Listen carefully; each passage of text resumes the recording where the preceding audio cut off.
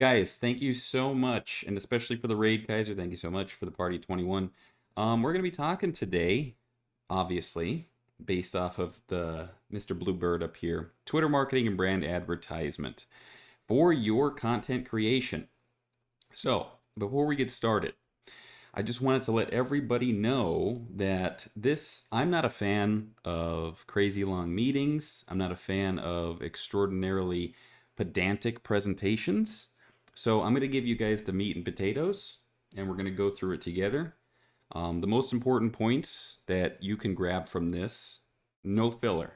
So I hope you guys are ready for that. We're not going to waste any of your time. Big thank you to everybody in chat.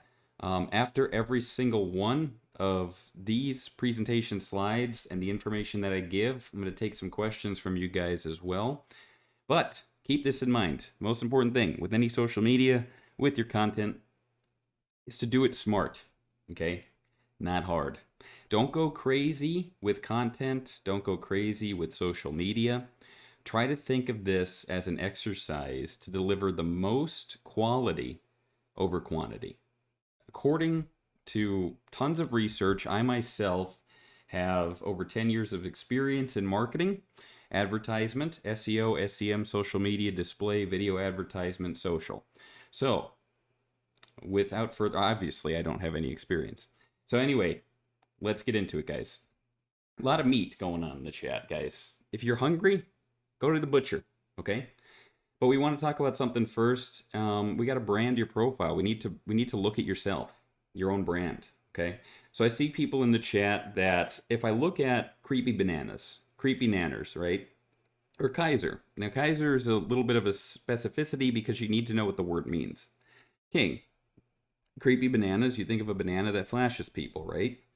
Stick to those brands. Brand your profile around it. So that choosing your name is very important. Choosing what you're going to deliver as a message to the audience is extremely important. All right? Consider the theme and set the mood within your bio, the picture, the banner you've got on your profile. So I'm going to actually show you guys when you're looking at, bringing about some sort of message to the masses. Yeah, Squidward's daddy is a squid, I assumed, because he's the patron squid.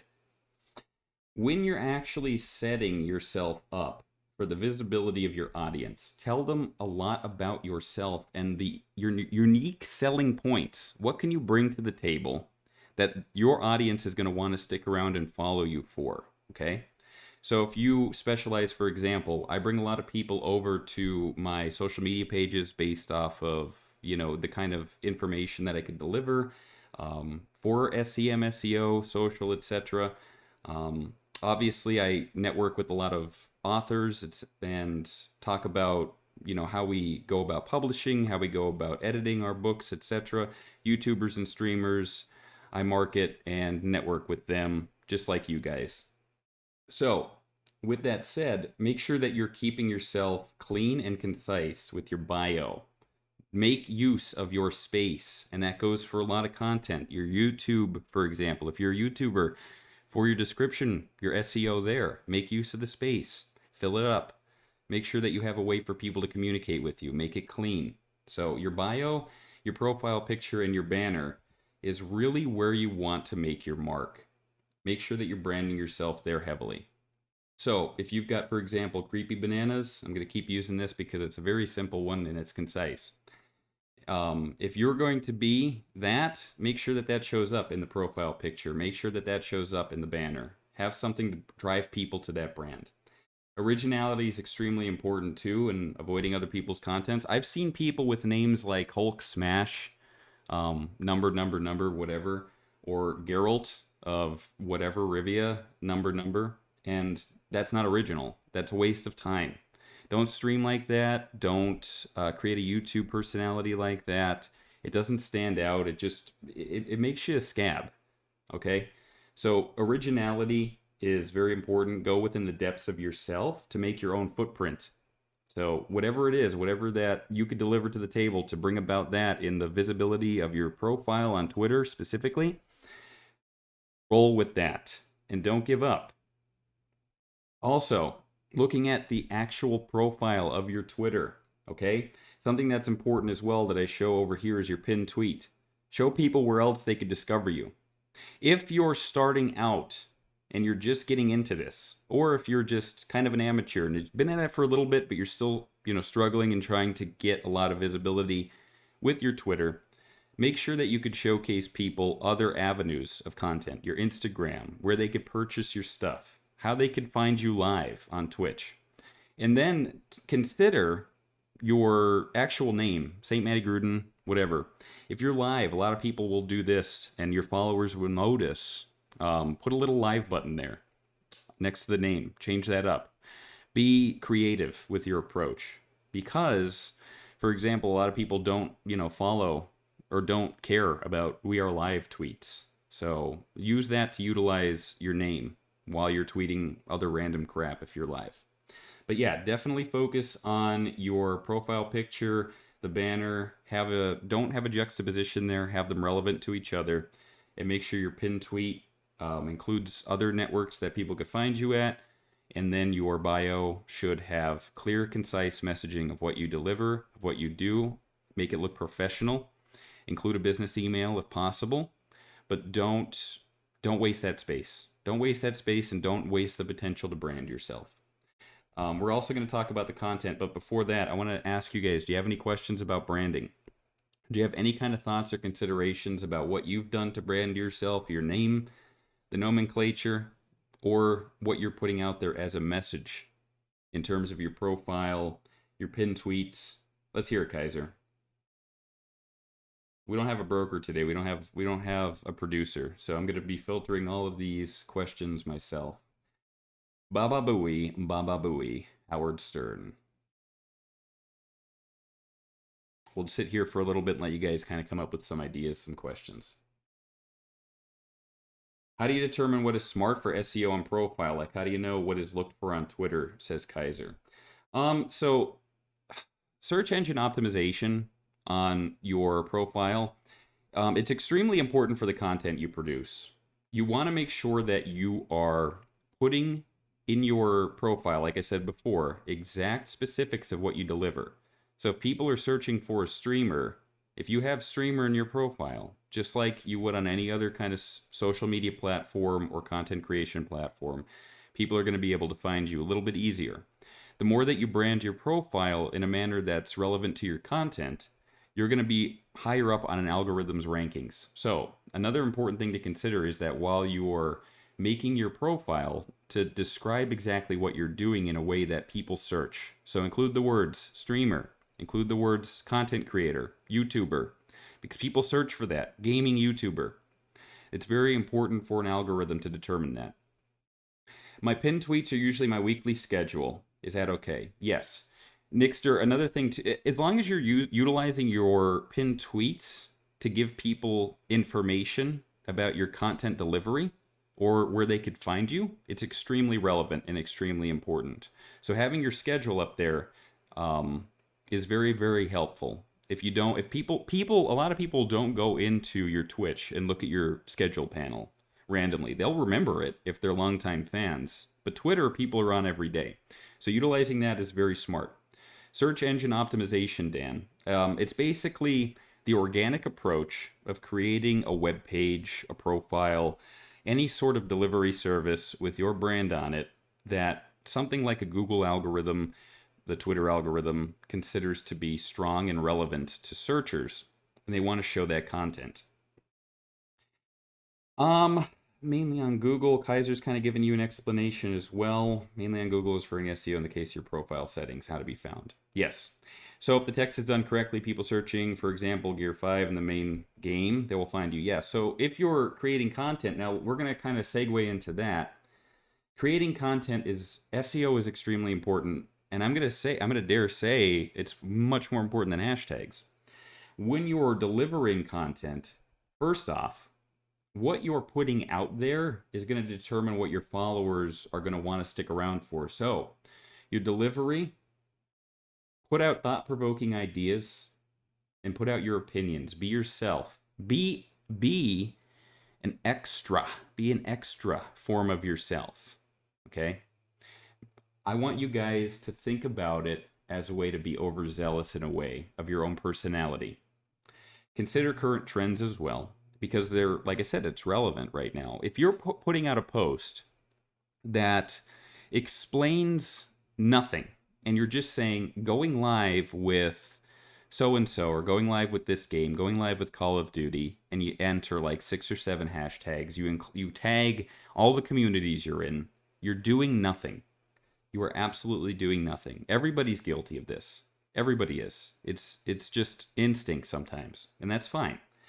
It's not necessarily going to harm you, but also consider that most of it, ratio yourself on a leverage to put out that quality content, and don't just be another face in the crowd.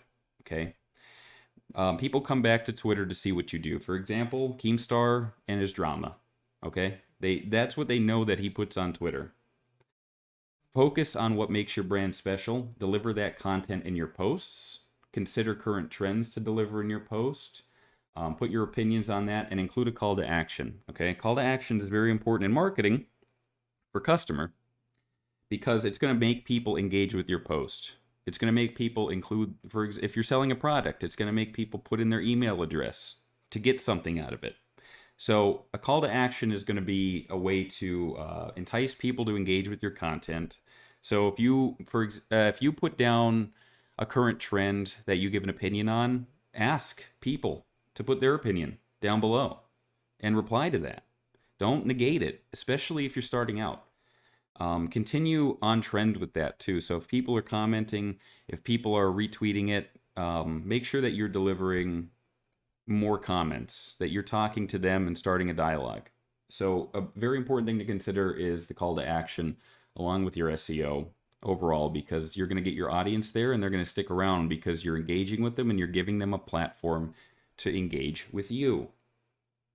So also with the content that you're delivering, excuse me, make sure that you're studying what people engage with. So if you're getting 65 likes on a tweet when you're out doing something kind of humorous, you catch something out there that's interesting. For example, let's say if your brand is a lizard, right? And you're the political lizard. If you're putting out tweets talking about, for example, right now the election, depending on what side you're on, I don't care. You're engaging with your audience. That's what they're sticking around for. And then you're putting out tweets like, oh, check out this cupcake I got. And nobody's engaging. Stick to what works, okay? Take care of your analytics. Study them and prosper on what's actually working for you. And cut out the fat. Cut out the areas that people don't care about. It's very important for your brand to stay on par with that. Original tweets instead of retweeting, unless relevant to your brand message. So, obviously with any of your content, like I said before, avoid lurching off of other people's stuff, avoid scalping it, focus on original content. Retweet is a lot of people retweet things that they like, but retweet it if it's pertinent to your brand and your audience. Don't stick around with just retweeting crap that you've said before. Don't retweet crap that other people have said that you just like. Think about what your audience wants to see. And like I said, the more that you keep it original, the more people are going to consider you a quality-based content delivery service and not just another face. Images and videos are very important to the Twitter algorithm. You got to make sure that people stick around. People do not have an attention span anymore. They have the attention span of a gnat. So your delivery service with original videos, you could put your clips in there. Make sure that they're good clips. My God, I see so many people that think that what they do with their buddies is funny, and it is absolutely atrocious. It doesn't deserve to be on Twitter. So make sure that you're taking tiny little bites of the funniest moments, including visuals, including pictures or GIFs that are relevant to that, and go with it. Use that space. Use that negative space whenever you can. Algorithms favor that. For example, a YouTube thumbnail favors a face, while Twitter favors images and videos. So make sure you use that, okay? And like I said, going with all of these messaging, uninteresting posts, constant retweeting other people's content, focus on the points that I delivered here. And also, if you're going to be retweeting, Make sure that there's some sort of message that you're putting out there, some quality content. Yeah, Kaiser, for example, just put in a comment, retweet with a comment. Yeah, it's very important that you're putting in your 2 cents. Don't just throw stuff out there and expect people to engage with it. They're going to go and look at the other person's tweets and profile then. Give them a reason to stick around for your opinion, okay? All right. So in terms of the content, guys, do you have any other thoughts or questions? Spam or no unique content on your Twitter is also going to punish you. So mix up unique tweets and retweets and support. Yeah. So unique content is very important. You can never have enough of it. Okay? If you're spamming out retweets and support posts, like go check out this person, go check out... Nobody cares. They don't care. They don't troll through Twitter in their bed looking for people saying, hey, check out my buddy doing this over here. Unless you're somebody like PewDiePie, Markiplier, they don't give a shit. So focus on things that people want to see and that they care about. It's extremely important to remember that. Or if you're sitting down and you're brand new to streaming, going live doesn't help you. That post, it doesn't. Get followers first. Deliver unique content. Okay, guys? Same when you tag people in your go live photos. I don't give a shit unless you're one of the handful of people I'm friends with. Yeah, so tagging people.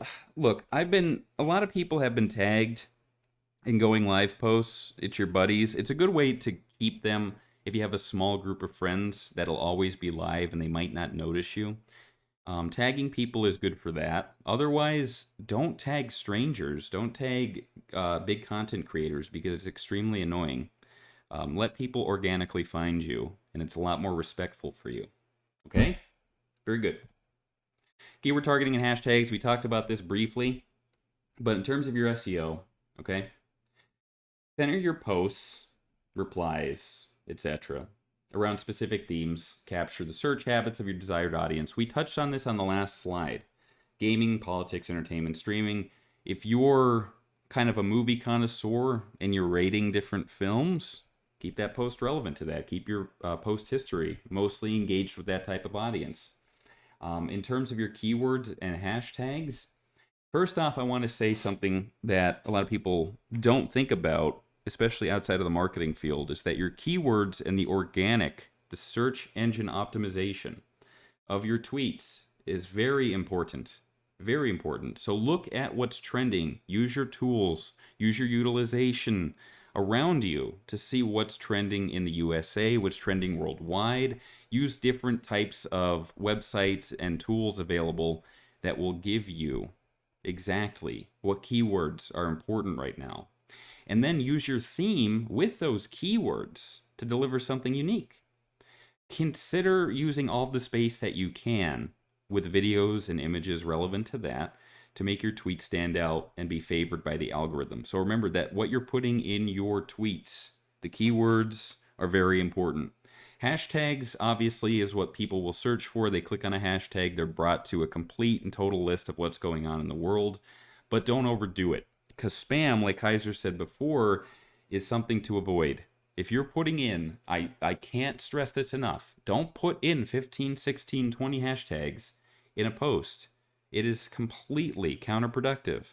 It doesn't do anything for you except bring you down. It hurts your score, okay? Because it's not seen as quality content. It's seen as e-bagging, especially by the algorithm, and you do get buried.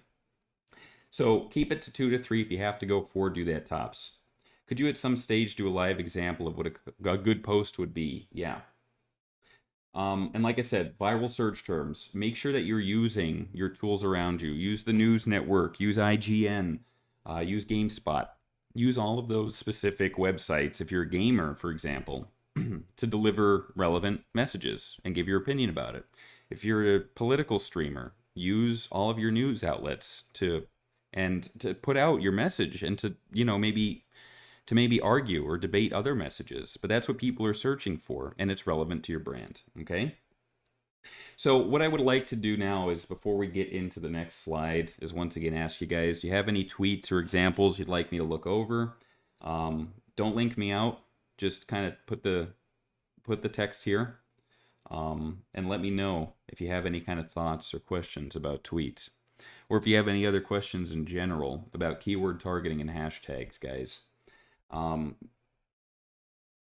More or less creepy. So creepy asks if you can, give an example of what a good post would be. So here's another kind of nuance, creepy, that I want to tell everybody. If you have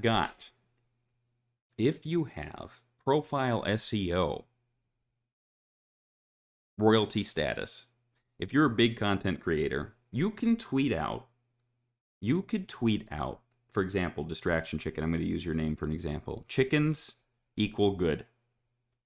All your followers and your profile ranking, you're going to get tons of likes on that. If you're brand new, I don't know what the hell you're doing that for. So consider that when you're new, especially, this is very important. A good tweet, putting a lot of time and effort into your posts will help you grandly. And you're not going to be sitting around wondering, why is so-and-so getting this many likes, why I'm not. It's because they've developed that profile SEO. They've developed that profile ranking to be considered a high relevant search query, or somebody that an advertiser would consider useful to them. Okay, why do we not all jump on the buy follower bandwagon? Buy follower bandwagon is horrible. Anything like that. So there's a lot of organic ways to increase your follower counts. If you're a sponsor, for example, if you're putting out there, buy follow count. If you are putting yourself out there in a way that is marketing your brand, advertising yourself. For example, a sponsor. If you're sponsoring a lot of things, right? That's organic. If you're using tools or specific means to buy followers, you go on Fiverr and somebody across the world is offering, 5,000 followers for $50. You're doing nothing but hurting yourself because it's irrelevant traffic. These are people that don't care about what you post. It's just for a number boost. But if you're, organically growing yourself, it's going to take longer, but it's of higher quality. And also you can get in a lot of trouble for this. So don't ever get so desperate that you want to buy followers. It's useless to you. It looks pretty for a day and then boom, man, it will hurt you in the long run. Okay? Well, that's all we've got for that. Consistency and scheduling. So make sure that your audience is very important to you, just like, anything else in your life that would have a schedule around it. Make sure that you're posting consistently. Don't drop off the radar, but what I mean is you don't have to worry about tweeting every day. But just don't fall into the category of you're tweeting once every couple months and you're expecting something to happen. Don't stress too much about posting every single day or posting the same content. Consider it like an 80-20, okay? Focus 80% on your brand and 20% on whatever the hell else you want to post. If people enjoy exactly what you're doing, they're going to stick around, and you're going to see that based off of if your followers drop, if you're not getting as many likes or retweets.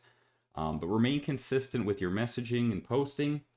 And consider who your core audience is and remain consistent with them and their delivery, and especially your timing. Now, you can use social media tools. You can use situations like Hootsuite, etc., to develop a time for you that works passively, that can deliver content when you're not around. And you could have it set up early so that it's ready to go at a time. It's very useful. So look at those tools as well, but remain as consistent as you can with a schedule. If you're posting every day and you're comfortable with it, great. If you're doing unique content every day and you're consistent with it, then you're going to do fantastically. It's going to take time, like anything else, but you're on the right path. But a lot of people don't have time for that, so try to make sure that you're delivering quality content, etc. Most tools, creepy, you do have to pay for. There's obviously going to be trial versions. There's many tools out there.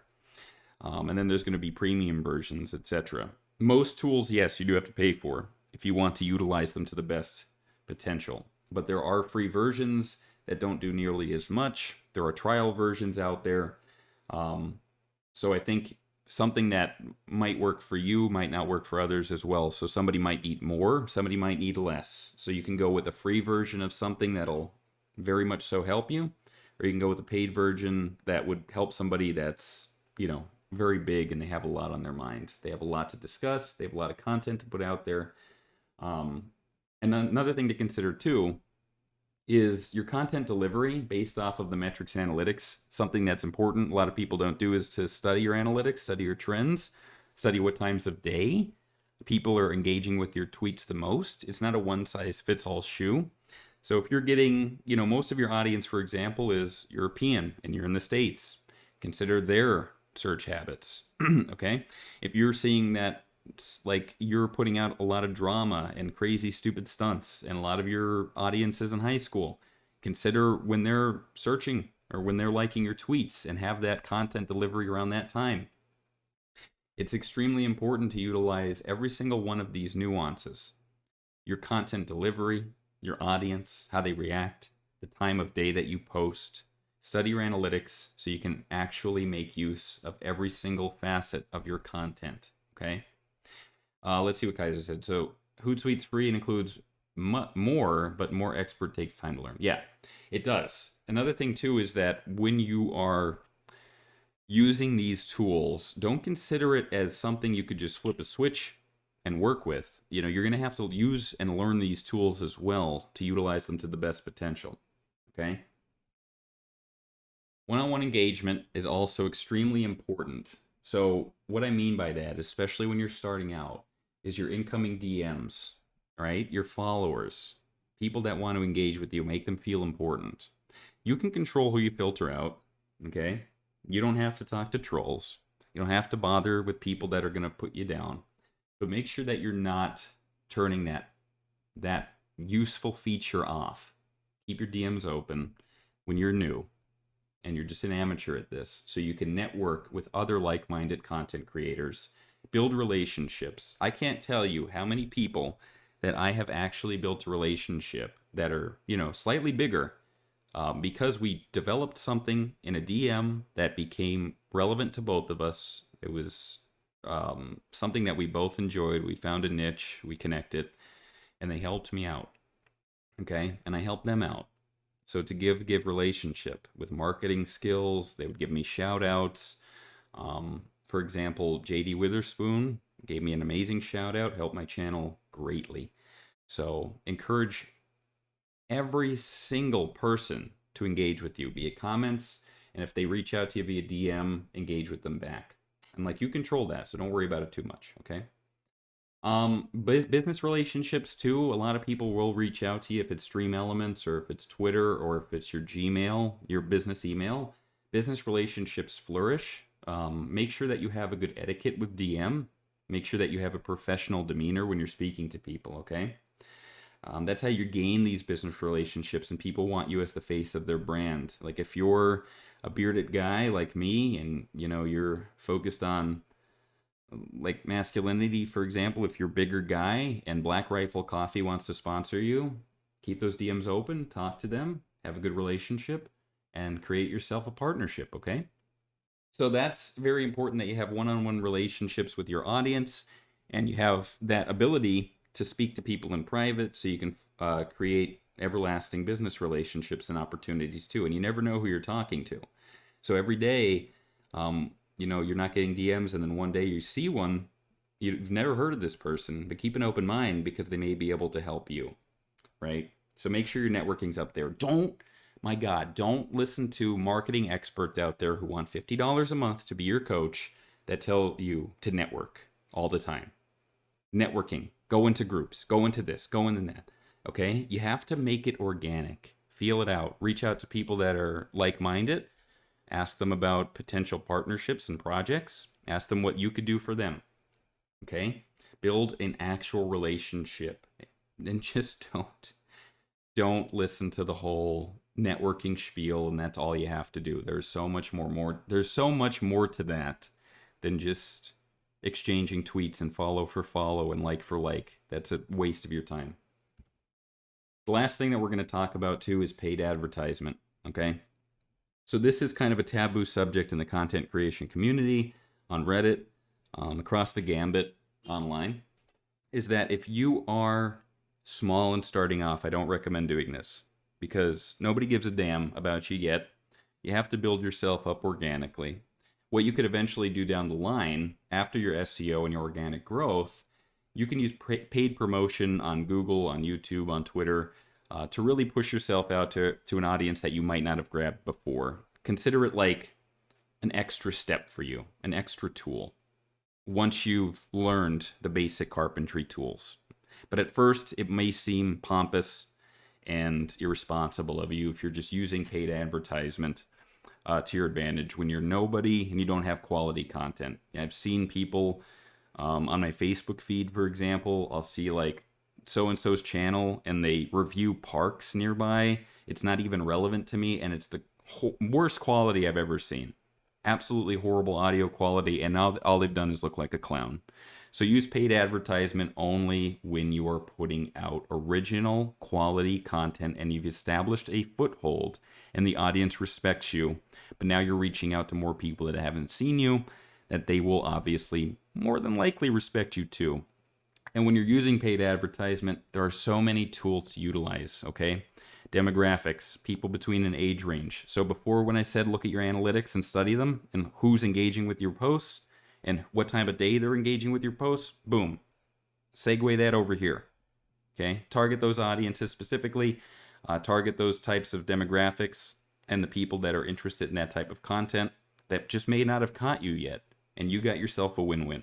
So if you keep all of that in mind, guys, you're going to have a pretty successful Twitter experience. You're going to have pretty good growth, and you're going to have organic quality growth. It takes time. It takes a lot of planning and effort.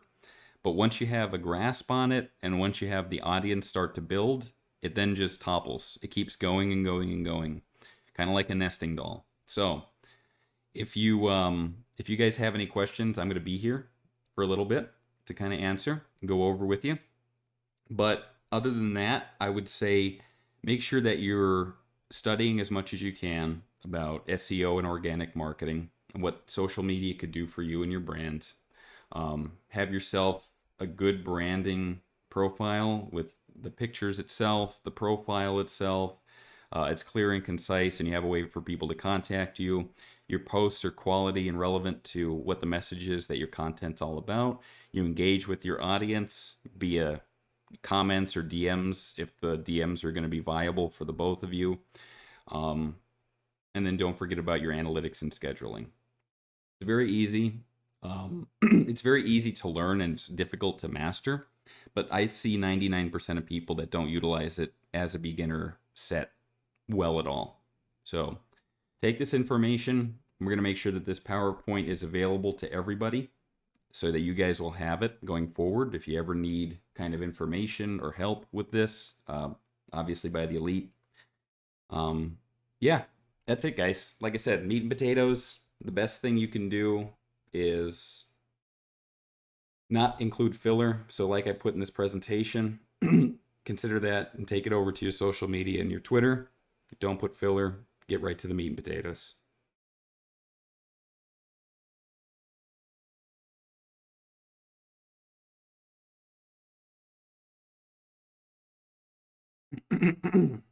Excuse me.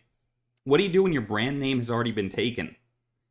So what do you mean by that, original? Do you mean like if your brand name, like if you're going for something, like let's say Stalking Scarecrow, okay, and you go to put it up there and it's already been taken, do you mean on Twitter or do you mean across the board?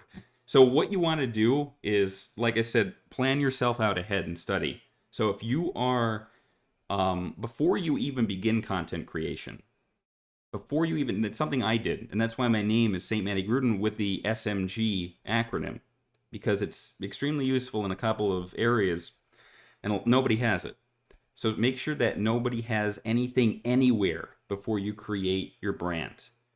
It happens to the best of us. If you create something and then you create a YouTube page, a Twitter, or I'm sorry, Twitch page, and then somebody has that Twitter, you're going to either have to say, Stalking Scarecrow 55 or the OG Stalking Scarecrow. You're going to have to change it up, and now your SEO is competing with them if somebody searches for that name. Granted, if you get big enough, it's going to overtake them. But make sure it's extremely important that you study before you even start your name. Your name is very important. I love you guys. Thank you so much. You guys all mean the world to us. Being here and supporting and you know, actually engaging with these classes, fantastic. Okay, guys. So if you need anything social media wise, don't feel bad about reaching out and asking for help. We're all here to help you. All right, guys. Thank you very much. We'll be ending soon, and we're going to raid somebody, okay? Creepy, go ahead and pick somebody to raid. Go ahead and set it up. I'm calling you out now.